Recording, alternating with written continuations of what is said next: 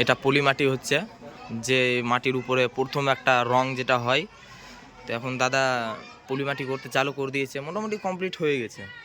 তো আশা করি আমি দাদার কাছে জেনে নিব কতক্ষণ লাগবে আর এটা মানে কমপ্লিট হতে। দাদা তুমি কিছু বলবা? কমপ্লিট হয়ে গেছে, এই যে আর কিছুদিন পর রং ধরা হবে, ফিনিশিং মাটি দেওয়া হয়ে গেল, এর উপরে গলা চাপানো হবে, দিয়ে গাছ রং।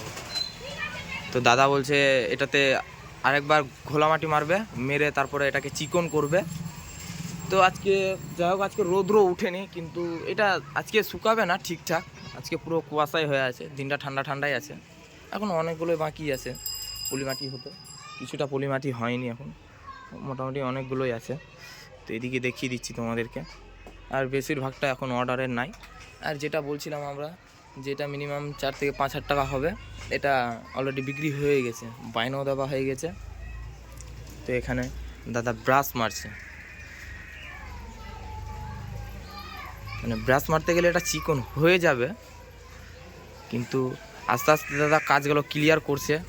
আর রঙের কাজগুলো দাদা রাত্রে খাটনি করে, রাত্রি 12টা 1টা যখন দাদার সময় চলে আসবে যে আজকে ক্লিয়ার বা কালকে ক্লিয়ার, মানে 2-1 দিন আগে ক্লিয়ার করে রাখবে, কিছু কিছু সব ফিনিশিং দিবে।